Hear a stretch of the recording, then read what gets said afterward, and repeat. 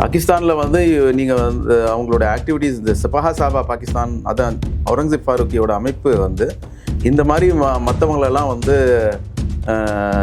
பிளாஸ்ஃபெமி, இவங்க வந்து அவதூறு சொன்னாங்க ப்ராஃபிட் மேலே அப்படின்னு சொல்லிட்டு பொய்யான வழக்குகள் ரொம்ப பேர் மேலே போட்டு அவங்கள வந்து மர்டர் பண்ணியிருக்கிறாங்க. 1971 பாகிஸ்தான் என்ன பண்ணிடுச்சோ பங்களாதேஷுக்கு, அந்த நேரத்தில் பங்களாதேஷுக்கு அகேன்ஸ்டாக பண்ணாங்க.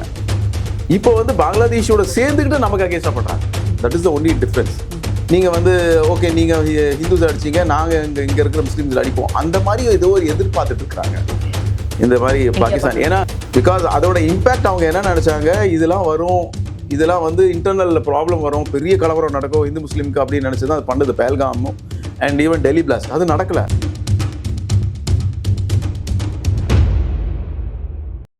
ரிப்போர்ட்ஸ் நவ் நேயர்களுக்கு வணக்கம். இன்று நம்மோடு இணைந்திருக்கும் சிறப்பு விருந்தினர் அரசியல் விமர்சகர் மற்றும் வழக்கறிஞர் திரு சவுகத் அலி அவர்கள். வணக்கம் சார். வணக்கம். ஜெய்ஹிந்த் madam. Jai Hind sir.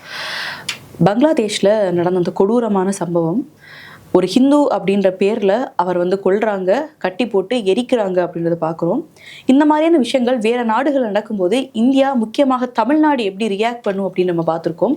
But in sort of cases அது இஸ்லாமியர்களுக்கு எதிராக நடந்தால் அப்படின்றத பார்க்குறோம். பட் ஹிந்துக்களுக்கு எதிராக ஏதோ ஒரு விஷயம் இங்கேயா இருக்கட்டும் வெளியாக இருக்கட்டும் நடந்தால் அதனுடைய பார்வை வந்து வேறு மாதிரி பார்க்கப்படுது. ஹியூமன் அப்படின்ற வேலை அதை பார்க்கப்படலைன்னு பார்க்குறோம். அது ஒரு சைடு இருந்தாலும் பங்களாதேஷில் இந்த மாதிரியான விஷயங்கள் நடந்துட்டு இருக்குது. தொடர்ந்து எந்த எண்டுக்கு கொண்டு வைக்கும்ன்ற ஒரு பயம் இருக்குது இல்லையா? ஆமாம். பங்களாதேஷ் கவர்மெண்ட் ஹசீனாவோட கவர்மெண்ட்டை வந்து கவிழ்ந்ததுக்கு அப்புறமா டோட்டலி ஹிஸ்புத் தஹ்ரீர், அப்புறமா இஸ்லாமிய அடிப்படைவாத ஜமாத் இஸ்லாமி, தியோபந்த், ஹுஜி, அந்த மாதிரி எக்ஸ்ட்ரீமிஸ்ட் ஆர்கனைசேஷன்ஸ் கையில் போயிடுச்சு. ஓகே.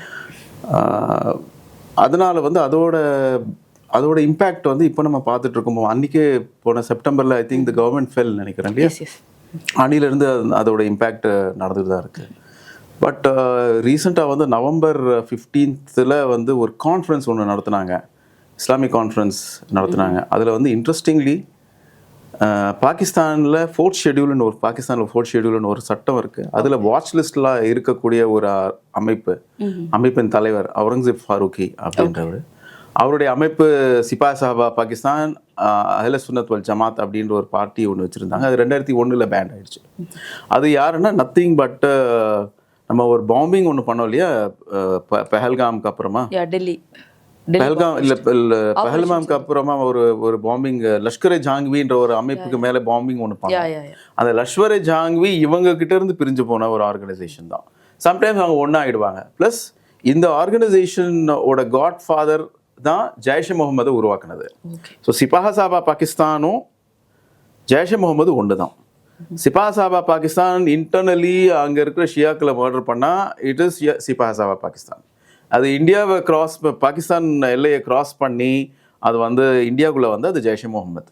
ஸோ இந்த செக்டேரியன் கில்லிங்க்கு வந்து ஒரு பெரிய தலைவராக, அந்த ஆர்கனைசேஷனுக்கு தலைவராக இருக்கிற அவுரங்கசீப் ஃபாரூக்கி வந்து 15ஆம் தேதி ஒரு பெரிய கான்ஃபரன்ஸ், ஹத்ம நபுவத், தட் இஸ் இறுதி தூதுவரின் அவருடைய தூதுவத்தை வந்து புண்ணியப்படுத்தக்கூடிய ஒரு கான்ஃபரன்ஸ்னு பேர் வச்சாங்க. அதுக்கு வந்து யார் கூப்பிட்றாங்கன்னா, ஒரு terrorist, fourth schedule terrorist watch லிஸ்ட்டில் இருக்கக்கூடிய ஒரு அமைப்பின் தலைவர், அவரே வந்து அந்த வாட்ச் லிஸ்ட்டில் இருக்காரு. அவர் அமைப்பு 2001 பேன் ஆயிடுச்சு. ஜெய்ஷே முகமதுக்கும் அவருக்கும் ஒன்றும் வித்தியாசம் இல்லை. அவர் அங்கே போகிறார்.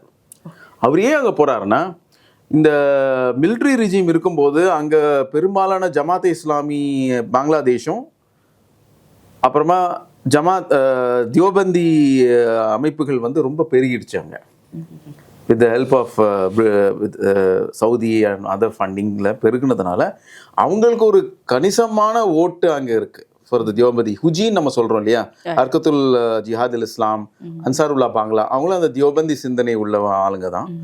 அது அந்த அமைப்பு என்ன பண்ணுறதுன்னா, நவம்பர் 15 அந்த அமைப்பு தலைவர் அங்கே போகிறாரு, மீட் பண்ணுறாரு, ஒரு பெரிய ஒரு ஸ்டேட்மெண்ட் கொடுக்குறாரு, எங்களோட எனிமீஸ் எல்லாம் நாங்கள் வந்து வெட்டிடுவோன்னு. அது நீங்கள் கேட்டிங்கன்னா இல்லை நாங்கள் சொன்னது வந்து ப்ராஃபஸரோட எனிமீஸ் அப்படின்னு சொல்லுவாங்க. பட் அது வந்து மீன் பண்ணது இந்தியா தான். ஏன்னா ஒரு பாகிஸ்தானி டெரர் வாட்ச் லிஸ்ட்டில் இருக்கிறவன் வந்து பங்களாதேஷில் வந்து பேசுனா அதுக்கு நேர யார் குறிக்குதுன்னா Indians plus Hindus and Bangladesh, அதுதான் அதுக்கு அர்த்தம். இப்போ சேமஸ் அந்த பங்களாதேஷ்ல நடக்கிற விஷயம் அந்த கண்ட்ரிக்குள்ள நடக்கிற இன்டர்னல் விஷயமா எடுக்க முடியாது. இன்டர்னல் விஷயமா எடுக்க முடியாது. பாகிஸ்தானோட ஒரு பெரிய கை இருக்கு அதுல. ஏன்னா தென் இந்த ஆள் என்ன பண்றாரு, இந்த மீட்டிங் அட்டென்ட் பண்ணிட்டு இவர் போய் மலேசியால யாரை போய் பார்க்கறாருன்னா ஜாகிர் நாயக், நமக்கு தேடப்படுகிற ஒரு குற்றவாளி, ப்ரொக்ளைம்ட் அஃபெண்டர்னு கொடுத்துருக்கோம். டெரர் ஆக்டிவிட்டீஸ்லாம் அவங்கள ஆர்கனைசேஷன் பேன் ஆயிருக்கு. இவர் அங்கே போறாரு. இது போறதுக்கு என்னன்னா, இது டார்கெட் இஸ் இந்தியான்னு கிளியரா தெரியுது. இது அவங்களே பங்களாதேஷ்ல இவர் போய் பேசுறதே வந்து டார்கெட் இந்தியா தான். ஸோ அது ஃபர்ஸ்ட் இந்தியாவை டார்கெட் பண்றதுக்கு முன்னாடி இந்தியா ஹிந்துஸை வந்து ஒரு பேருக்கு எடுக்கணும். இந்த மாதிரி இவங்க வந்து பிளாஸ்பீமி பண்ணாங்க, ப்ராஃபிட் பற்றி அகேன்ஸ்டாக பேசுனாங்க அப்படின்னு சொல்லி.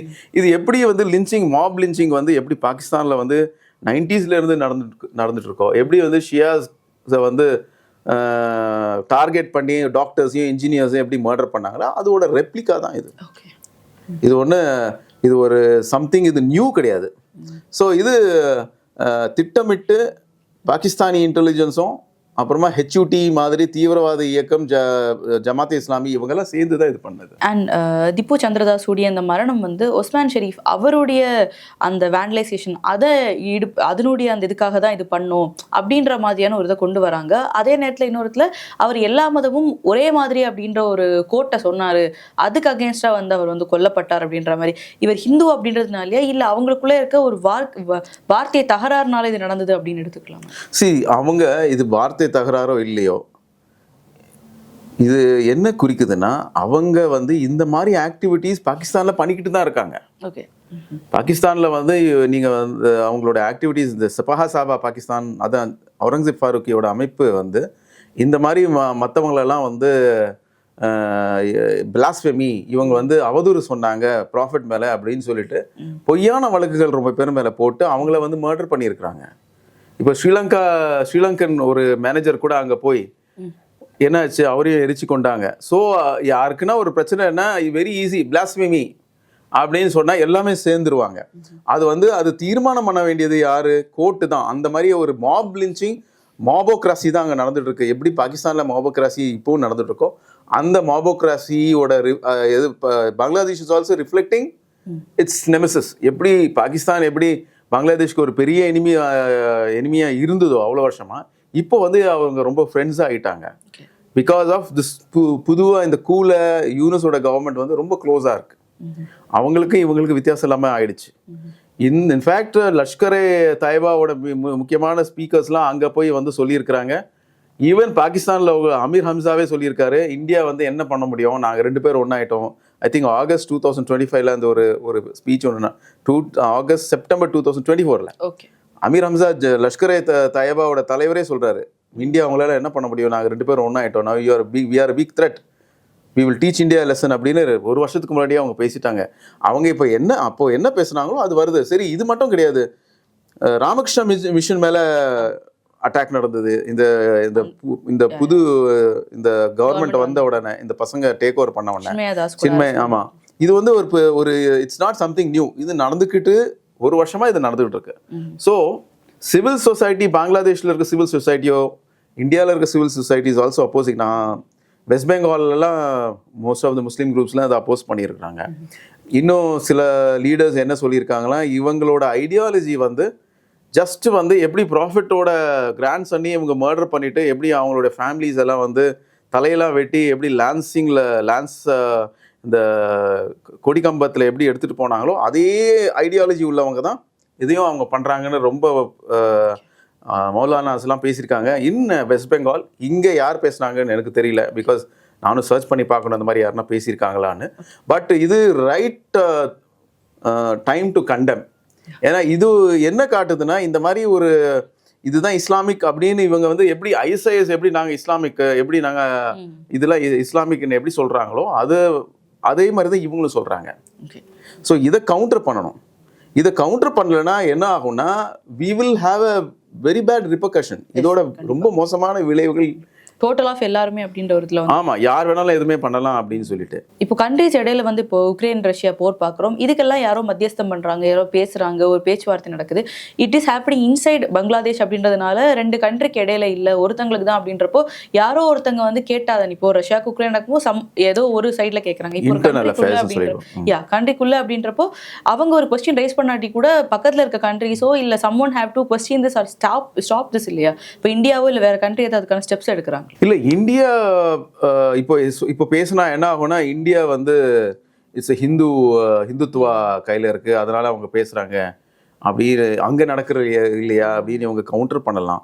But I think we must take this matter to the United Nations. எப்படி வந்து 1971 பாகிஸ்தான் என்ன பண்ணிடுச்சோ பங்களாதேஷுக்கு, அந்த நேரத்தில் பங்களாதேஷ்க்கு அகெயின்ஸ்டா பண்ணாங்க. இப்போ வந்து பங்களாதேஷோட சேர்ந்துக்கிட்டு நமக்கு அகேன்ஸ்டா பண்றாங்க. That is the only difference. So இது வந்து பின்சர் அட்டாக்காக தெரியுது கிளியராகவே. So we have to be very careful. ஏன்னா அவங்க வந்து இந்த மாதிரி ப்ராப்ளம்ஸ்லாம் பண்ணி என்ன பண்றாங்கன்னா, இந்தியாவுக்குள்ள இன்டர்னல் பிரச்சனை பண்ண முடியுமா? அந்த மாதிரி ரிப்ரிசல்ஸ், நீங்க வந்து ஓகே நீங்க ஹிந்துஸ் அடிச்சீங்க, நாங்க இங்க இருக்கிற முஸ்லீம்ஸ் அடிப்போம், அந்த மாதிரி ஏதோ ஒரு எதிர்பார்த்துட்டு இருக்கிறாங்க இந்த மாதிரி பாகிஸ்தான். ஏன்னா நான் இதுக்கு முன்னாடி சொன்னது இருக்கு இல்லையா, அந்த 2 நேஷன் தியரின்னு, அந்த ஃபெயில்டு மார்ஷல் ஆசிம் முனீர் பேசுறதுக்கு அப்புறமா தான் இந்த அட்டாக் நடக்குது, பஹல்காம் அட்டாக் நடக்குது. ஸோ அவங்க எதுக்கு பேசுறாங்களா, இங்க இன்டர்னல்ல என்ன பிரச்சனை வரணும், என்ன பிரச்சனை வந்தா நல்லா இருக்கும்னு அவங்க எதிர்பார்க்கறாங்க. அதனால நம்மளோட நம்மளோட ஃபாரின் மினிஸ்ட்ரி இந்த வார்க்கு அடுத்த நாளே என்ன சொன்னாங்கன்னா, பாகிஸ்தானோட முழு இன்டென்ஷன் வந்து இந்தியாவில் இந்து முஸ்லீம் பிரச்சனைகள் உருவாக்கணும் அப்படின்னு சொல்லிட்டு அப்படி நம்ம ஃபாரின் மினிஸ்ட்ரியே சொல்லியிருக்கு. இது கூட அதுதான் கனெக்டிங் தான். இது வார் இது முடியவே இல்லை, வார் இன்னும் கண்டினியூ ஆயிட்டு இருக்கு. Operation Sindoor has not come to an end. இது இன்னொரு வேற மாதிரியான operation Sindoor coming from Bangladesh. So அந்த நேரத்தில் இன்னும் ஒரு கொஸ்டின் கேட்கலாம். அந்த ஆப்ரேஷன் சிந்தூர் இஸ் தேர் அப்படின்றப்போ டெல்லியில் நடந்த அந்த பிளாஸ்ட் அப்படின்ற ஒரு விஷயம், அன்னைக்கு வந்து திரும்பவும் ஆப்ரேஷன் சிந்தூர் மாதிரி பஹல்கம்ல கொடுத்த ஒரு பதிலடி மாதிரி பாகிஸ்தானுக்கு யார் இது பண்ணாங்களோ, it's seen to be like அந்த ஆர்கனைசேஷன் அப்படின்றப்போ அந்த பதிலடி யார் பண்ணாங்களோ அவங்களுக்கு வந்து டெல்லி பிளாஸ்ட்லேயும் இந்தியா கொடுக்கும் அப்படின்னு நினச்சப்போ இந்தியா ஏதோ குவைட்டான மாதிரி ஒரு சென்ஸில் இருக்குது இல்லையா? இப்போ இல்லை, குவைட்டுன்னு சொல்ல முடியாது. அது ஏஜென்சிஸ் என்ன நினச்சிருக்கலாம், ஏஜென்சிஸ் கிட்ட என்ன டாக்குமெண்டேஷன் இருக்கணும், இது வந்து totally internal organisation, internal work அப்படின்னு இருக்கும். ஏன்னா இன்டர்னல் ஒர்க் எப்படின்னா, இவங்க கஸத்துல் ஹிந்த்ன்ற ஒரு கான்செப்டை வந்து ரொம்ப நாளாக ஃப்ளோட் பண்ணிகிட்டே இருக்கிறாங்க. இந்தியாவில் வந்து ஒரு படை வந்து இந்தியா மேலே இன்வைட் பண்ணுவோம், இந்த படை வந்து இந்தியா வந்து தோக்கடிச்சிட்ட பிறகு இட் வில் கோ, இது வந்து போய் வேற நாட்டெல்லாம் பிடிக்கும் அப்படின்னு சொல்கிற ஃபேக் ஹதீஸ், தட் இஸ் ட்ரெடிஷன்ஸ் ப்ரொபகேண்டா அவங்க பண்ணிட்டு இருக்காங்க. இன்ஃபேக்ட் இந்த மாதிரி ஒரு ப்ரொபகேண்டா தமிழ்ல கூட வந்திருக்கு. தமிழ்ல கூட சில பேர் ஒரு 2 மாசத்துக்கு முன்னாடியே சில பேர் பேசியிருக்காங்க, இதான் நல்ல நேரம் இந்த மாதிரி வரும் அப்படி. ஷா வலியுல்லான்னு ஒரு ஒரு ஒரு ஐடியாலாக் இருந்தாரு, இது ஃபாசிஸ்ட் ஐடியாலாக், அவர் சொல்லியிருக்காரு, இந்த புக்கில் எழுதியிருக்காரு, இதுதான் நல்ல நேரம், இந்த நேரத்தில் தான் நம்ம அட்டாக் பண்ணணும் அப்படின்னா பேசியிருக்கிறாங்க. ஸோ இந்த பிரதிபலிப்பு இந்த மாதிரியான ஃபேக் ஹதீஸ்லாம் கேட்டு என்ன ஆகிறாங்கன்னா, இன்டர்னலி சில பேர் ரேடிகலைஸ் ஆகிறாங்க. அப்போ சில பேர் அதான் கேட்குறாங்க, எப்படி டாக்டர்ஸ்லாம் ரேடிகலைஸ் ஆகிறாங்கன்னு. இது ஒரு பெரிய விஷயமே கிடையாது. டாக்டர்ஸ்லாம் வந்து கவுண்டனாமோ பேல இருக்கிறாங்க, அரெஸ்ட் ஆகி ஃபார் ஒர்க்கிங் ஃபார் அல்-காய்தா. அந்த doctor there's a nuclear scientist இருக்கிறாரு, ரொம்ப பேர் அந்த மாதிரி arrest ஆகிருக்கிறாங்க, who are highly educated. அவங்களாம் குவாண்டனாமோவில் அரெஸ்ட் ஆகிருக்கிறாங்க, அரெஸ்டீஸ் இப்போ கூட இருக்கிறாங்க. ஆஃபியா சித்திகின்னு ஒரு டாக்டர், அந்த டாக்டரை ரிலீஸ் பண்ணுறதுக்காக தமிழ்நாட்டிலே வந்து ஒரு இது நடந்துட்டு இருக்கு, ஒரு மீட்டிங், ஆன்லைன் ப்ரொபகேண்டா நடந்துட்டு இருக்கு. ஸோ ஒரு ஹைலி எஜுகேட்டட் பர்சன் ரேடிகலைஸ் ஆகவே மாட்டான்றது வந்து ஒரு தவறான ஒரு கருத்து. ஏன்னா டெல்லி பிளாஸ்ட் வரைக்கும் அப்படிதான் ஒரு மைண்ட் செட் இருந்தது, இப்போ அது எக்ஸ்ட்ரீம்லி மாறிடுச்சு. இல்ல, எப்பவுமே இருந்துக்க கூடாது. ஏன்னா பிஃபோர் உங்க முன்னாடி யார் இருக்கு? சரி, இஸ்ரார் அகமது எடுப்போம். இஸ்ரார் அகமது யாரு? ஒரு பிசிஷியன் தான், டாக்டர் தான். இஸ்ரார் அகமது என்ன பண்ணாரு? ஹி ஜாயின்ட் லஷ்கர் இ தபாக்கு ஐடியாலஜா இருந்தார், அவரும் ஒரு டாக்டர் தான். ஸோ இந்த மாதிரி ஹைலி எஜுகேட்டட் பீப்புள், டாக்டர்ஸ்லாம் வந்து ரொம்ப கருணை உள்ளவங்க இருப்பாங்க, இதெல்லாம் செய்ய மாட்டாங்கன்றது நம்மளோட ஒரு தவறான வியூ. ஏன்னா இந்த மாதிரி ஒரு ஐடியாலஜி இருக்கு இல்லையா, இந்த ஐடியாலஜி யார் வேணாலும் தாக்கலாம். இந்த மாதிரி கஸத்துல் ஹிந்த், இந்த மாதிரி ஜிஹாதி ஐடியாலஜி இருக்குல்ல, இட் கேன் பெனிட்ரேட், யார் ஹைலி எஜுகேட்டட் பர்சனையும் பெனிட்ரேட் பண்ணலாம், ஒரு வேளை அன்எஜுகேட்டட் பர்சனை பெனிட்ரேட் பண்ணாமல் கூட இருக்கலாம். So education is no bar for இந்த மாதிரி ட்ராப்ல விழுறதுக்கு ஒரு நோ பார் அட் ஆல்.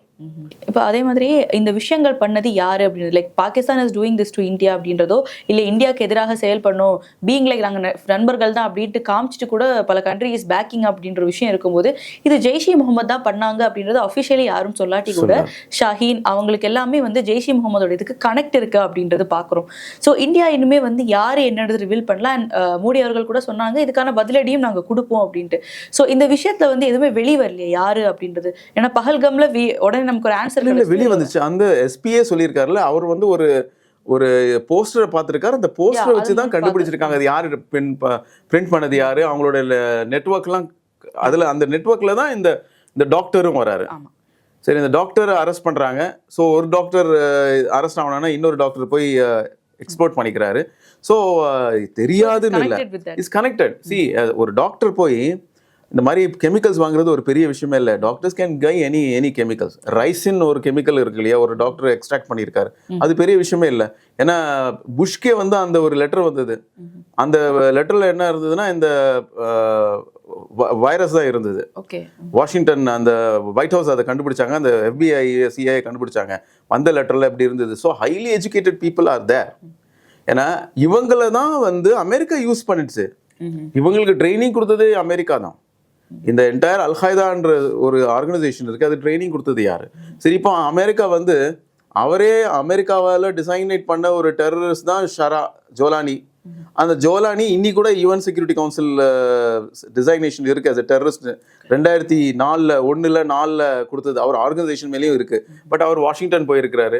அவர் அதே பணியில் UN ஜெனரல் அசம்பிளியும் போயிருக்காரு. ஸோ இது வார் ஆன் டெரர்ன்றது என்ன ஆச்சுன்னா ஒரு கொச்சை ஆயிடுச்சு அமெரிக்காவில். அமெரிக்கா வந்து அவங்களுக்கு தேவையான ஆளுங்களை வந்து டெரரிஸ்ட் இல்லை, you had a very rough past, I am very sorry அப்படின்னு கட்டி அணைக்கிற வரைக்கும் ஆயிடுச்சு. ஒயிட் ஹவுஸில் வந்து ஒரு டிசைனேட்டட் டெரரிஸ்ட், UN டிசைனேட்டட் டெரரிஸ்ட்டை ஒயிட் ஹவுஸில் ஒரு பிரசிடெண்ட்டை மீட் பண்ணுறது ஒரு சாதாரண விஷயம் கிடையாது. So it has become a joke. இந்த வார் ஆன் டெரர் என்னன்னா war on terrorist who are against me. எனக்கு அகேன்ஸ்டா அமெரிக்கன் இன்ட்ரெஸ்ட்க்கு யாரெல்லாம் அகேன்ஸ்ட் இல்லையோ அவங்களாம் எனக்கு வந்து டெரரிஸ்ட் கிடையாது அப்படின்றது தான் கிளியராக தெரியுது.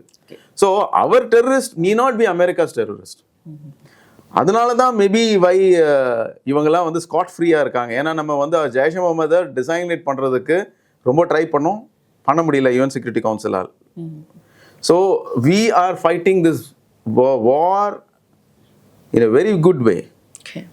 பிகாஸ் அதோட இம்பேக்ட் அவங்க என்ன நினைச்சாங்க, இதெல்லாம் வரும், இதெல்லாம் வந்து இன்டர்னல் ப்ராப்ளம் வரும், பெரிய கலவரம் நடக்கும் இந்து முஸ்லீமுக்கு அப்படின்னு நினச்சி தான் அது பண்ணது பேல்காமும் அண்ட் ஈவன் டெல்லி பிளாஸ்ட். அது நடக்கலை. That is social cohesion. நம்மளோட ஒரு ஒற்றுமை இருக்குது. ஈவன் கவர்மெண்ட், நீங்கள் சொன்னீங்களே ஏன் கவர்மெண்ட் அந்த மாதிரி பேசலை அப்படின்னு சொல்லி, கவர்மெண்ட்டுக்கு தெரியும் எப்படி பேசுனா என்ன, அதோட ஆன் த ரோட்ல ஆன் த கிரவுண்ட்ல என்ன அதோட ரியாக்ஷன் இருக்கும், தவறான ரியாக்ஷன் இருக்கலாம். So government has done the best thing by not எல்லாமே ஓப்பனா சொல்லாது. சரி, 4 பேரை எத்தனை பேர் பிடிச்சாங்க, 8 பேர் பிடிச்சாங்க, 4 பேரை ரிலீஸ் பண்ணிட்டாங்க.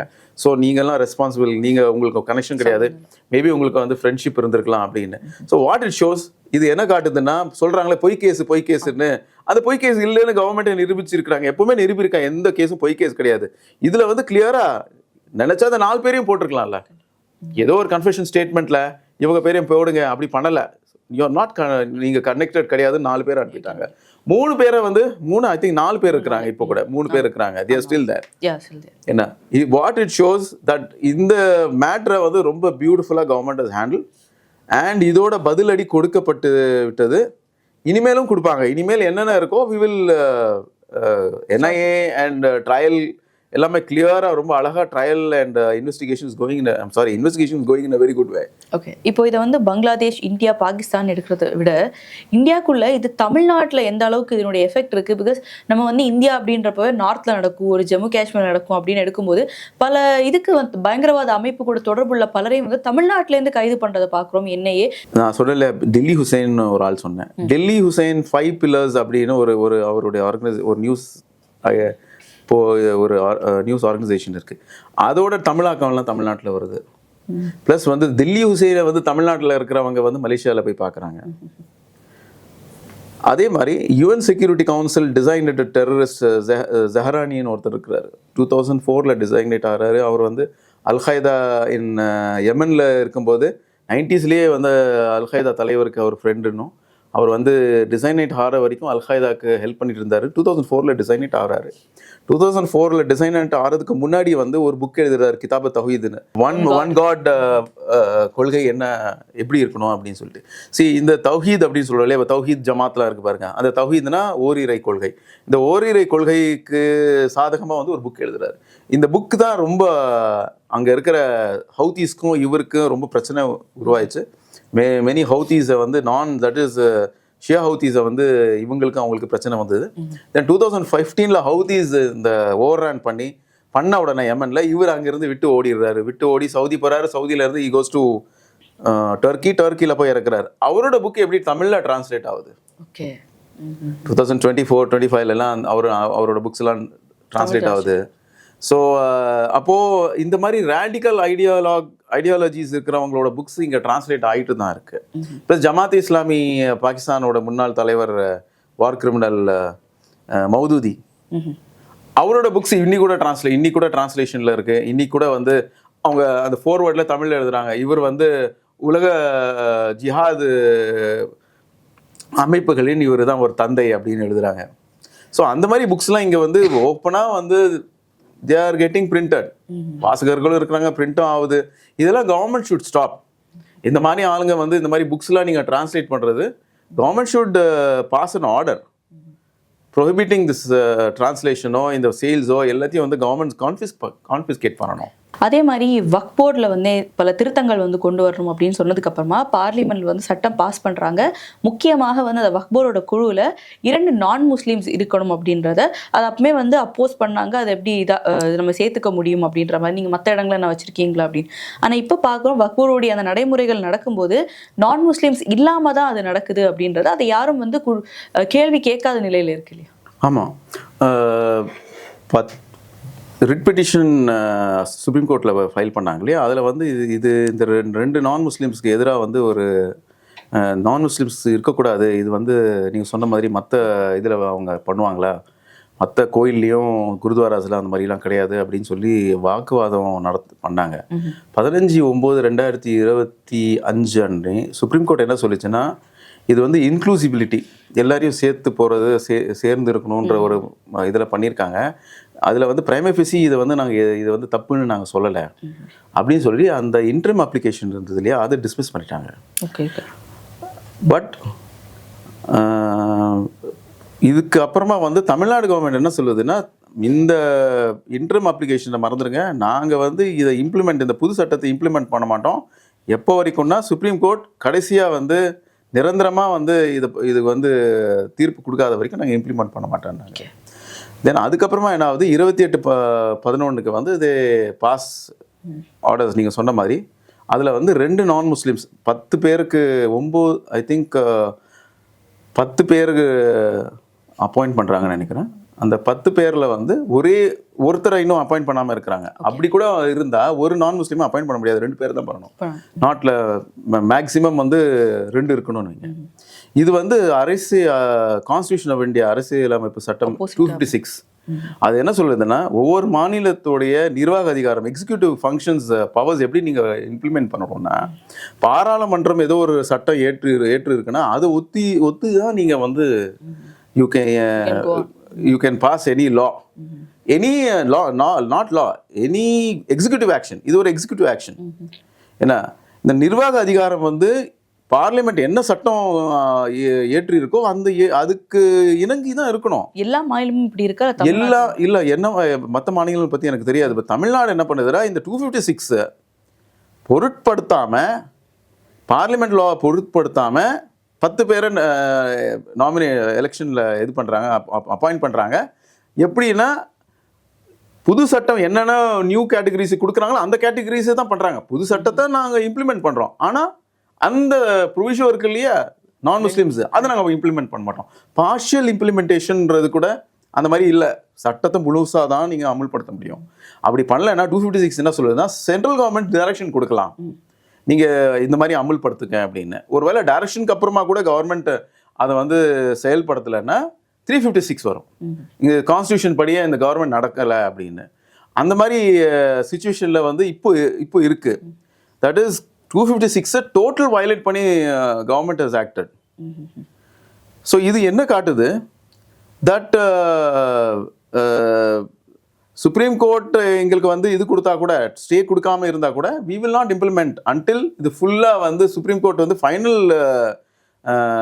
ஜட்மெண்ட் கொடுக்காத வரைக்கும் நாங்கள் அதை இம்ப்ளிமெண்ட் பண்ண மாட்டோம் அப்படின்னு. அந்த மாதிரி எதுவும் இல்லை. சுப்ரீம் கோர்ட்டே வந்து இன்ட்ரம் அப்ளிகேஷனில் இன்ட்ரம் ஐஏல வந்து எந்த ஒரு ஆர்டர் பாஸ் பண்ணல, இது கரெக்டாக இருக்குன்னு தான் சொல்லியிருக்கிறாங்க. நீங்கள் அதனால ஃபைனல் வந்த பிறகு தான் இது ஃபைனாலிட்டி வரும்னு இல்லை. என்ன நீங்கள் வந்து நான் முஸ்லீம் இருக்கக்கூடாதுன்னு நீங்கள் சேலஞ்ச் பண்ணீங்களோ அதே வந்து ஏற்றுக்கல. It is not accepted. இப்போ அதே நேரத்தில் இதை வந்து ஆப்போசிட்ல யாரும் கொஸ்டினும் பண்ணல அப்படின்ற ஒரு விஷயம் இருக்கு. மத்திய அரசும் இதை நோக்கி கேள்வியும் எழுப்பு இல்லையா? இல்லை, மத்திய அரசு கிட்ட தான் இந்த பவர்ஸ் இருக்கு. 256ல அவங்க தான் இந்த டைரக்ஷன் கொடுக்கணும். 256ல கிளியரா இருக்கு. இப்போ வந்து இந்த ஸ்டேட் கவர்மெண்ட் ஒரு பார்லிமெண்டோட சட்டத்தை எதிர்த்து ஒரு எக்ஸிக்யூட்டிவ் ஆக்ஷன், ஒரு நிர்வாக அதிகாரத்தை வந்து செயல்படுத்துதுன்னா அதுக்கு வந்து யார் எதிர்க்கணும்னா சென்ட்ரல் கவர்மெண்ட் தான் எதிர்க்கணும். அவங்க தான் 256ல டைரக்ஷன் கொடுக்கணும், இல்லை நீங்கள் இது பண்ணுறது தப்புன்னு. தென் இதை வந்து அவங்க இம்ப்ளிமெண்ட் பண்ணலைன்னா 356 வரும். கான்ஸ்டியூஷன் படியா நீங்கள் நடக்கலை அப்படின்னு. அந்த மாதிரி எதுவுமே சென்ட்ரல் கவர்மெண்ட் எதுவும் பண்ண மாதிரி தெரியல. மேபி பண்ணலாம். இப்போ பொறுத்திருந்து பாருங்க. இன்னும் ஒரு மாதம் கூட ஆகலை. 28/11. லெட்ஸ் see இன்னொரு 15 daysல என்ன வருதுன்னு பார்ப்போம். எங்களோட நீந்து பல்வேறு கருத்துக்களை பயங்கமிக்க ரொம்ப நன்றி சார். Thank you ma'am.